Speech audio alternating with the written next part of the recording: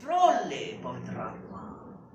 हम धन्यवाद करते हैं, धन्यवाद करते हैं। शेखर यानी असंभव को संभव बनाने वाले परमेश्वर, हम आपका धन्यवाद करते हैं।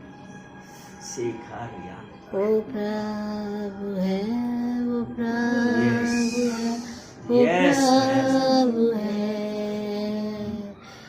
मुर्दों में से जी उठा वो प्रभु है। हर एक घुटना झुकेगा, हर जुबान कहेगी कि यीशु मेरा प्रभु है। यस लॉर्ड, यस लॉर्ड, आप मेरे प्रभु हैं, पिता परमेश्वर, आप मेरे प्रभु हैं।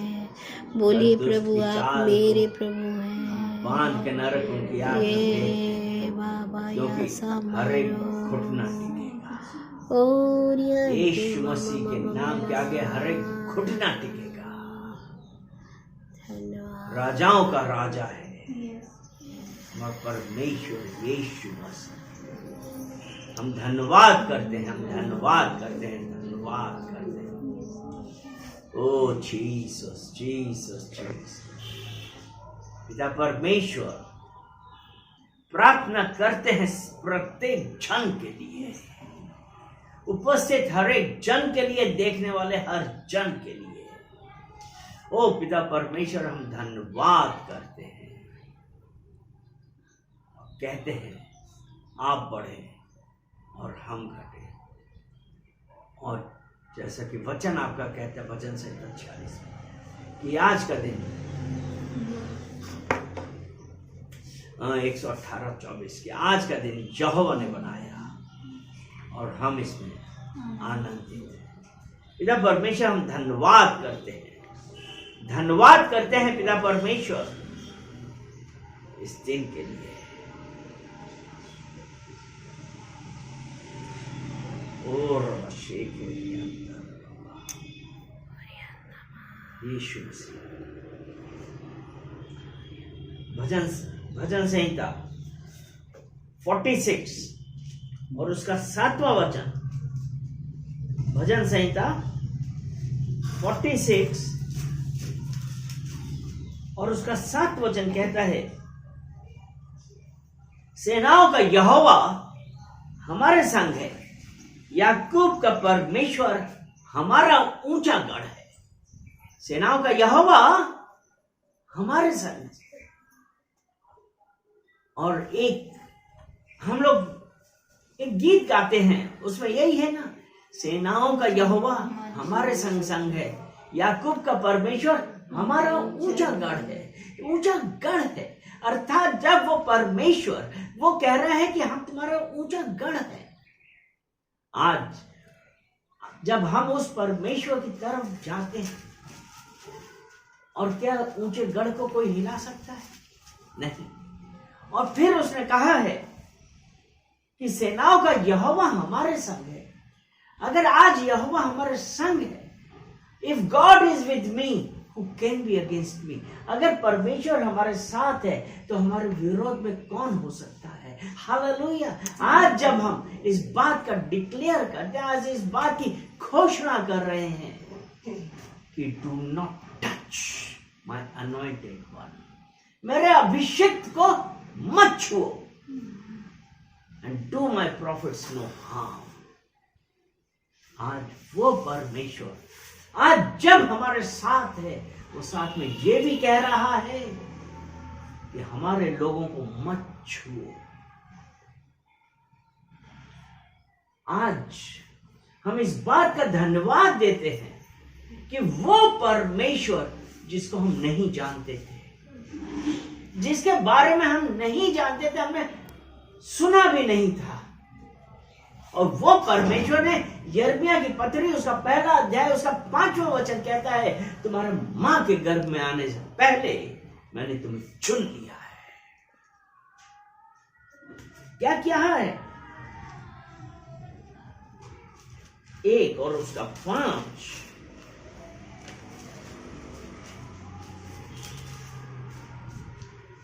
गर्भ में रचने से पहले ही मैंने तुझ पर चित्त लगाया।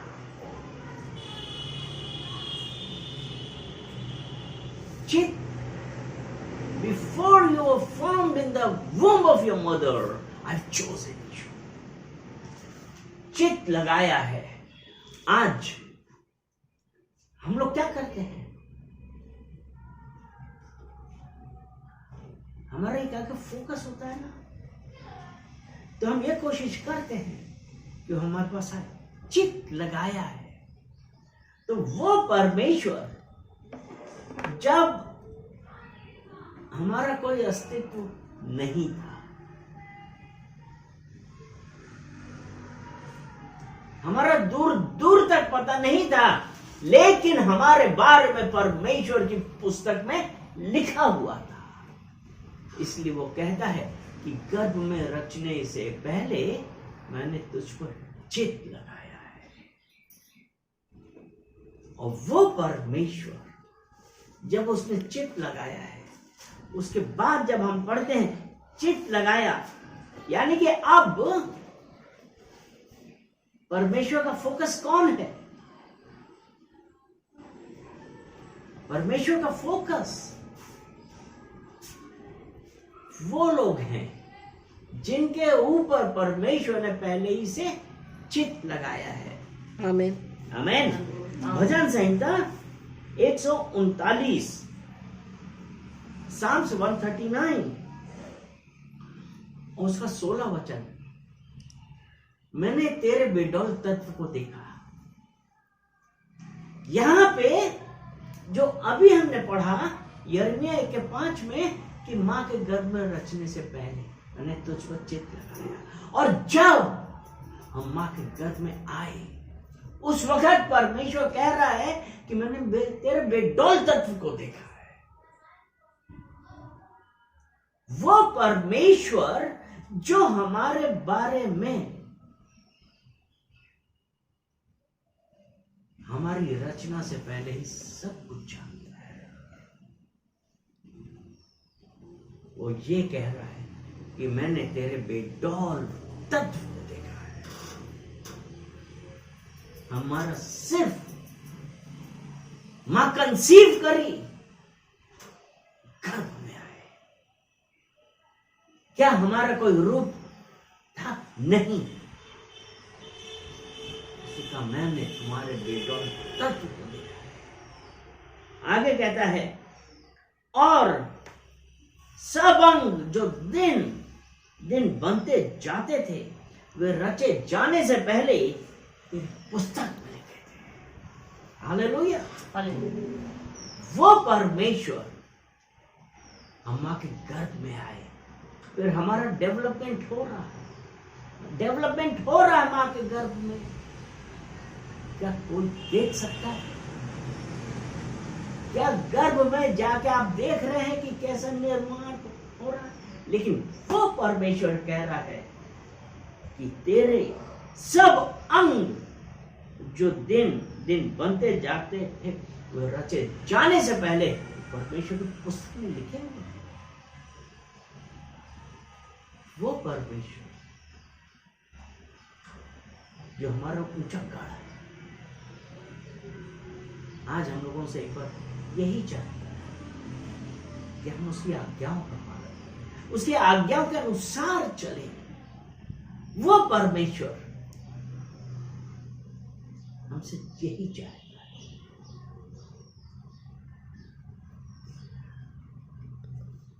उसके बाद अगर हम यूहन्ना 1 और उसका 12 वचन पढ़ते हैं, उसमें जितने लोगों ने स्वीकार किया, यूहन्ना 1 और उसका 12 वचन, परंतु जितनों ने उसे ग्रहण किया उसने उन्हें परमेश्वर की संतान होने का अधिकार दिया, अर्थात उन्हें जो उसके नाम पर विश्वास रखते हैं।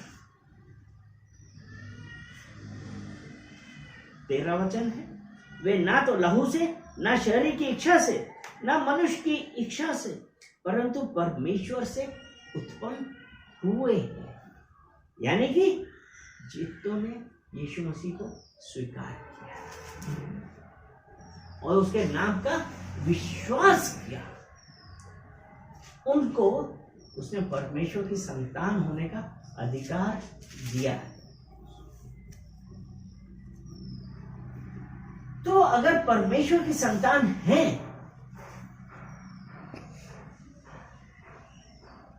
तो हमारे पास अधिकार है, लेकिन हम वो अधिकार खो देते हैं। हम वो अधिकार क्या करते हैं? खो देते हैं। और शैतान हमारे दिमाग में क्या डालता है? अरे तुम तो परमेश्वर की संतान हो, तुम्हें कुछ नहीं होगा। लेकिन बाइबल क्या बताता है? परमेश्वर का वचन क्या बताता है इस बारे में? अगर हम मत्ती की पुस्तक उसका 7 अध्याय और उसका 21 और 23, मत्ती 7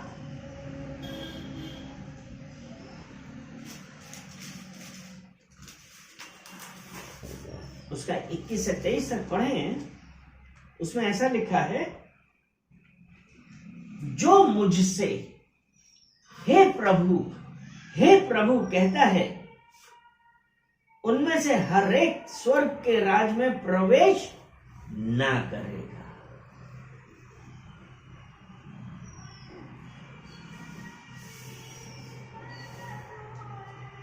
यूहन्ना 1:12 में कहा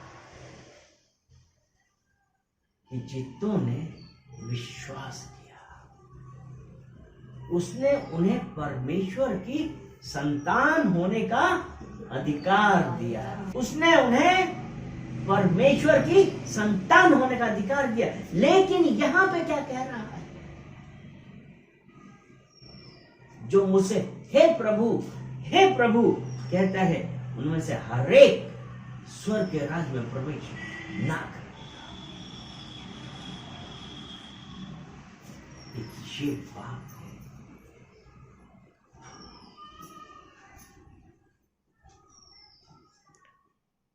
परंतु वही जो मेरे स्वर्गीय पिता की इच्छा पर चलता है।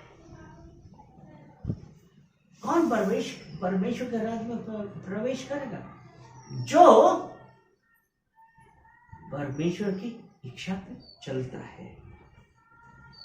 22 वचन, उस दिन बहुत से लोग मुझसे कहेंगे, हे प्रभु, क्या हमने तेरे नाम से भविष्यवाणी नहीं की और तेरे नाम से दुष्ट आत्माओं को नहीं निकाला और तेरे नाम से बहुत से आश्चर्य कर्म नहीं किए? 23 वचन है, तब मैं उनसे खुलकर कह दूंगा, मैं तुमको कभी नहीं जानता। हे कुकर्म करने वालों, मेरे पास से चले जाओ।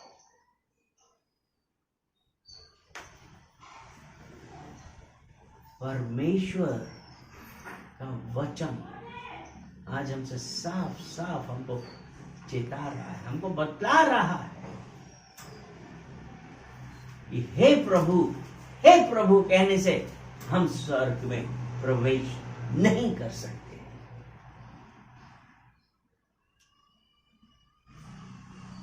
और जो 22 वचन था कि क्या मैंने तेरे नाम से भविष्यवाणी नहीं करी,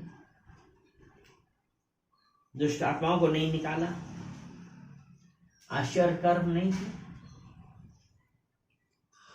यीशु मसीह का नाम सब नामों से ऊंचा है। हर एक घुटना टिकेगा यीशु मसीह के नाम के आगे, और दुष्ट आत्मा छोड़ के जाएगी यीशु मसीह के नाम के आगे। क्योंकि आगे वचन ऐसा भी है, जब यीशु मसीह से उसके शिष्यों ने कहा कि वो तुझे नहीं मानते, कहते अगर वो मेरे साथ नहीं है तो वो मेरे अगेंस्ट नहीं है, वो मेरे साथ है। यहां जो आज एक सोचने की बात है, और वो ये है कि परमेश्वर की इच्छा क्या है। क्या है परमेश्वर की इच्छा? क्या है? हम इसका इंग्लिश में पढ़ते हैं एक मिनट।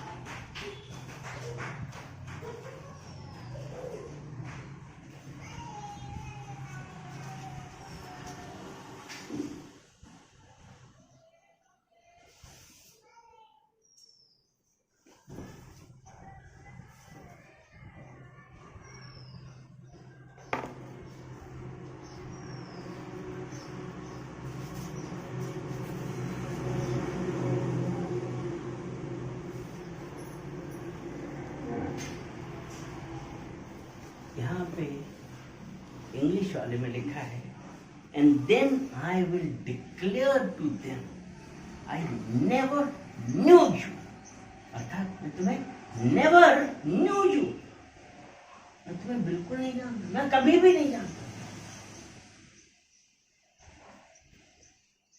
क्योंकि हिंदी वाली में था, हाँ मैं तुमको कभी नहीं जानता।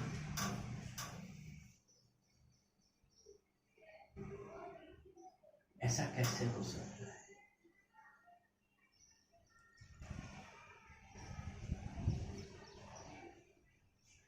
अभी तो हमने पढ़ा कि हम परमेश्वर की संतान हैं, और अब यहाँ पे ये है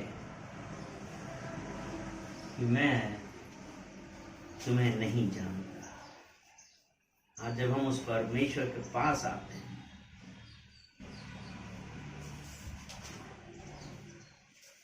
मत्ती 15 उसका 1 से 3 तक,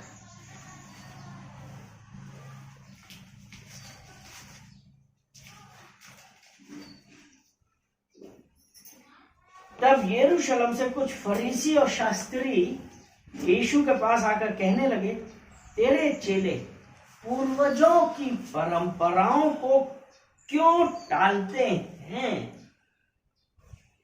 कि बिना हाथ धोए रोटी खाते हैं? उसने उनको उत्तर दिया, तुम भी अपनी परंपराओं के कारण क्यों परमेश्वर की आज्ञाओं को टालते हो? आज हम लोग सुबह यही तो बात कर रहे थे।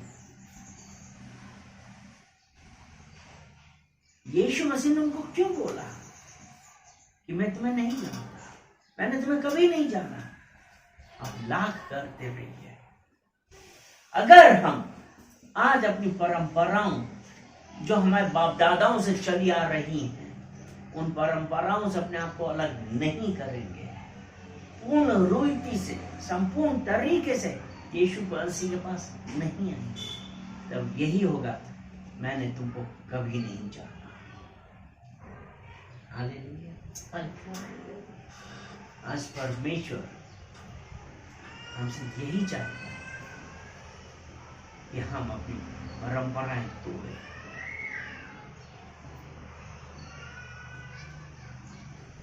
आज भी चाहे गांव हो चाहे शहर हो,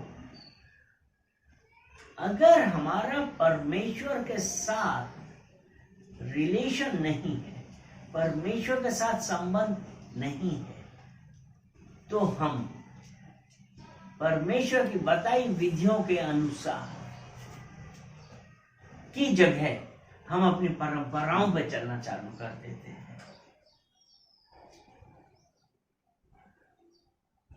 और हो क्या रहा है आज? हो क्या रहा है? मसीही लोगों के साथ भी क्या हो रहा है? कॉम्प्रोमाइज। अरे अगर हमने ऐसा नहीं किया तो हमारे परिवार वाला, हमारा खानदान वाले हमको बाहर कर देंगे। मसीह की शादी में हल्दी कहां लगती है?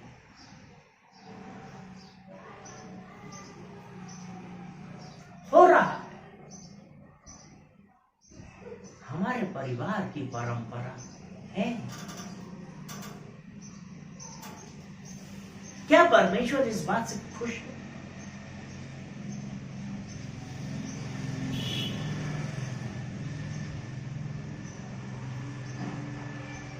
बैंड बाजा निकल रहा है।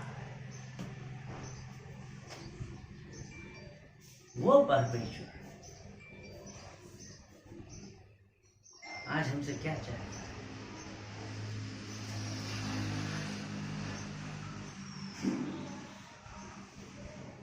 पूर्वजों की परंपराओं से आज हम अपने आप को अलग कर रहे हैं। दूसरा कुरिन्थियों 4 उसका 4 वचन।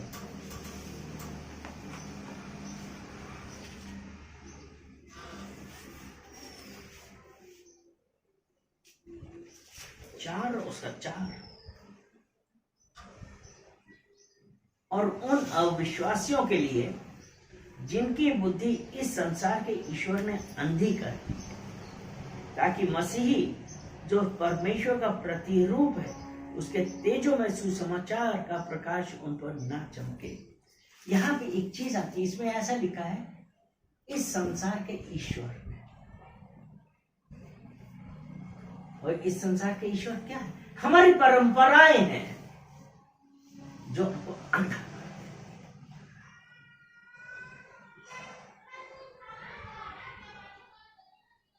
हम जाते हैं चर्चेस में, जाते हैं हालेलुया हालेलुया बहुत करते हैं, लेकिन बाहर निकल के अपनी परंपराओं में फंस गए।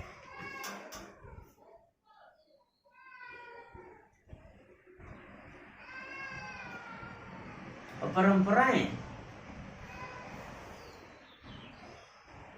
वो परंपरा, कितनी परंपराएं हैं जो हमको परमेश्वर से दूर कर रही। क्योंकि यहां पे यही लिखा है ना कि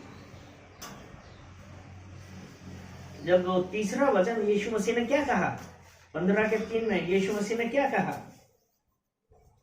तुम भी अपने परंपराओं के कारण परमेश्वर की आज्ञा टालते हो।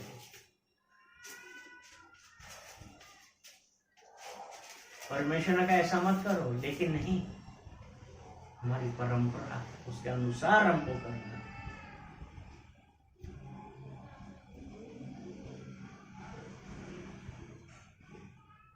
पहला यूहन्ना 2 वचन और दूसरा अध्याय 15 वचन। यूहन्ना की पहली पत्री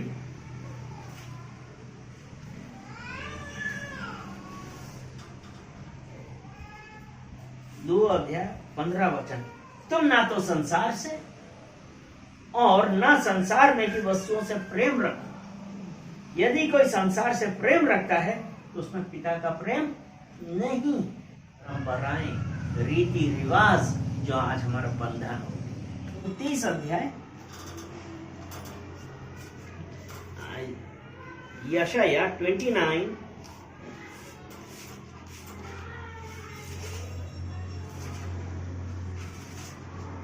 कोई नहीं है। और उसका 13 और 14 वचन। प्रभु ने कहा, ये लोग जो मुंह से मेरा आदर करते हुए समीप आते, परंतु अपना मन मुझसे दूर रखते हैं, और जो केवल मनुष्यों की आज्ञा सुन सुनकर मेरा भय मानते हैं।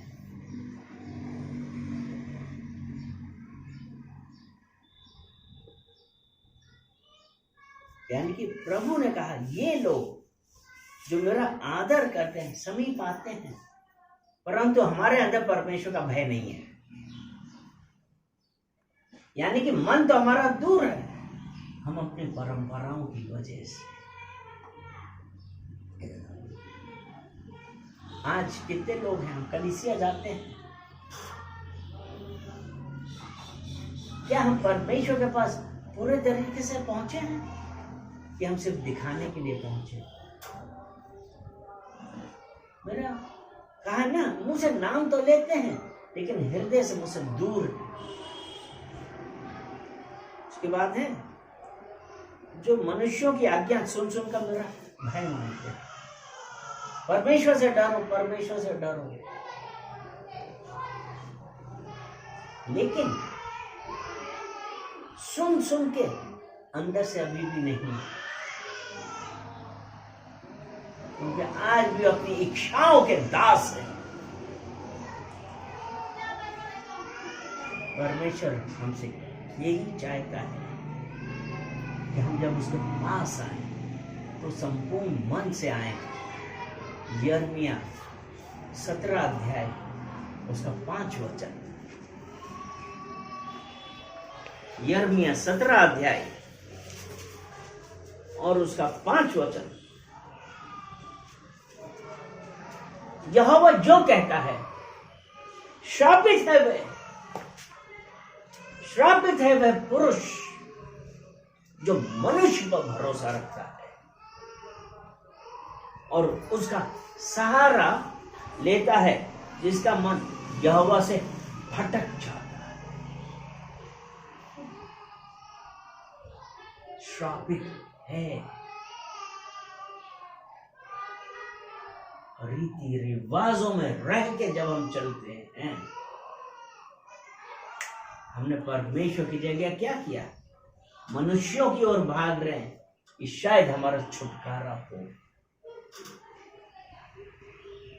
लेकिन आज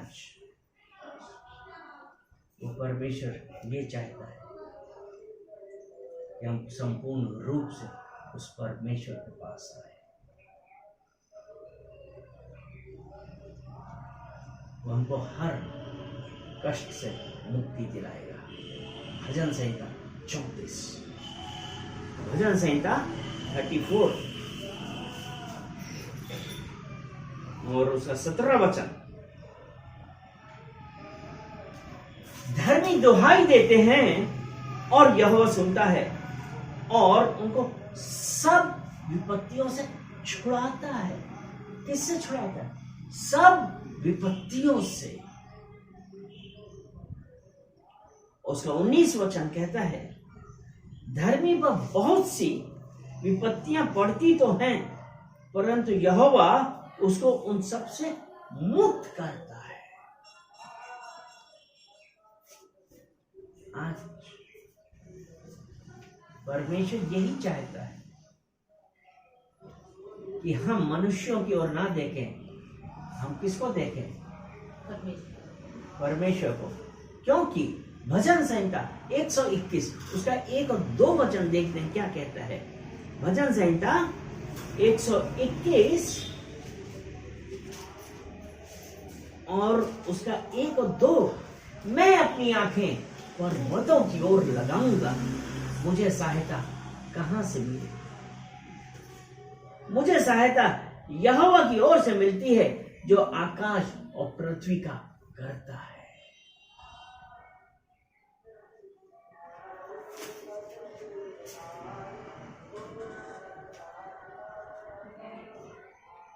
इसकी ओर आंख लगानी है, यहोवा की ओर। जब आज हम उस परमेश्वर की ओर आंख लगाएंगे, बुलाएंगे, वो परमेश्वर कहता है। कुलैसियों 3 उसका 2 वचन में, पृथ्वी पर की नहीं परंतु स्वर्गीय वस्तुओं पर ध्यान लगाओ। मुझे सहायता कहां से? मुझे सहायता यहोवा से मिलती है, जो स्वर्ग और पृथ्वी का करता है। इसलिए उसने कहा, पृथ्वी पर की नहीं परंतु स्वर्गीय वस्तुओं पर ध्यान। आज जब हम उस परमेश्वर की ओर देखेंगे, बुलाएंगे, परमेश्वर कह रहा है, मत डर, मैंने तुझे छुड़ा लिया है। मैंने तुम्हें तुम्हारा नाम लेकर क्या किया है? बुलाया है। वो परमेश्वर आज जब हमको हमारा नाम लेकर बुला रहा है, तो इसने कहा है कि मैं तुझे सब विपत्तियों से छुड़ाऊंगा। आमीन, हालेलुया।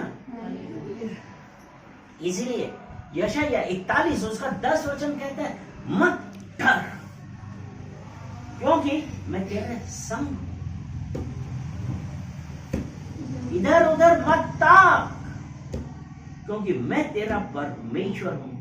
मैं तुझे दृढ़ करूंगा और तेरी सहायता करूंगा, और अपने धर्म में दाहिने हाथ से मैं तुझे संभाले रखूंगा। परमेश्वर उनको संभाले रहेगा। कहता मत डर। हमसे क्या चाहते? परमेश्वर हमसे क्या चाहता है कि हम संपूर्ण रूप से उसके पास आए, उसकी स्तुति करें। क्योंकि रोमियो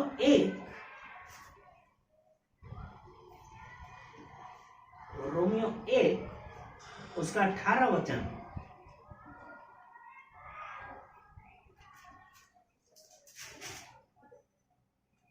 परमेश्वर का क्रोध तो उन लोगों की सब अभक्ति और अधर्म पर स्वर्ग से प्रकट होता है जो सत्य को अधर्म से दबाए रखते हैं।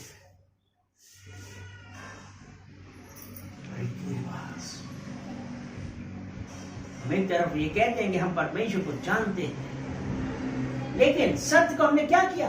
अधर्म से दबा दिया।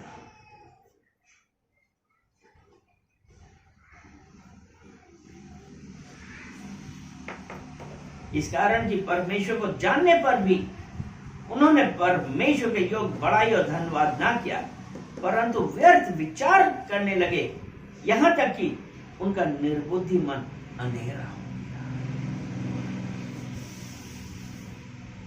वो परमेश्वर का क्रोध प्रकट होगा, लेकिन हमारे लिए आज क्या है? हमको अपने आज रीति रिवाजों से अलग हटना है। हमको संपूर्ण मन से यहोवा की ओर आना है, क्योंकि हमारी सहायता यहोवा से आती है जो स्वर्ग और पृथ्वी का करता है। हालेलुया। चलिए प्रार्थना करते हैं। धन्यवाद धन्यवाद धन्यवाद पिता परमेश्वर, हम आपका धन्यवाद करते हैं इन सुंदर वचनों के लिए। पिता परमेश्वर, आपने अपने वचनों के द्वारा हम लोगों से बातें करी, और पिता परमेश्वर आपकी मर्जी के अनुसार जब हम चलेंगे, पिता परमेश्वर आपने कहा है मैं तुम्हें सब विपत्तियों से छुड़ाऊंगा। पिता परमेश्वर, मैं धन्यवाद देता हूँ कि पिता परमेश्वर आपने प्रत्येक जन को, पिता परमेश्वर, आज जब वो 100% सरेंडर करते हैं आपको, अपनी इंसान की इच्छाओं को मार के, पिता परमेश्वर कहते हैं कि पिता परमेश्वर मुझे भर दीजिए। मैं इन सांसारिकता को अपने अंदर से निकाल देता हूँ, क्योंकि पिता परमेश्वर मुझे स्वर्गीय आशीष चाहिए। पिता परमेश्वर, हम धन्यवाद करते हैं। आपके वचन के अनुसार आपने कहा है मत डर, मैंने तुझे छुड़ा दिया है, अपने धर्म में दाहिने हाथ से मैंने तुझे समा, मैं तेरे संग। पिता परमेश्वर, हम धन्यवाद करते हैं प्रत्येक जन के लिए, देखने वाले, सुनने वाले। पिता परमेश्वर, मैं पश्चाताप करता हूं। आपने कहा if you confess from your mouth, अगर हम अपने मुंह से अंगीकार करेंगे, अपने पापों का अंगीकार करेंगे, पिता परमेश्वर आपने कहा है मैं पाप माफ कर दूंगा, क्योंकि मैं करुणा से प्रीत रखने वाला परमेश्वर हूं। तुम्हारे पाप मैं सदैव याद नहीं रखता। पिता परमेश्वर, हम धन्यवाद देते हैं एक एक जन को। पिता परमेश्वर, हम आपको कमिट करते हैं, सारा आदर महिमा हम आपको देते हैं, यीशु मसीह के नाम से, आमीन।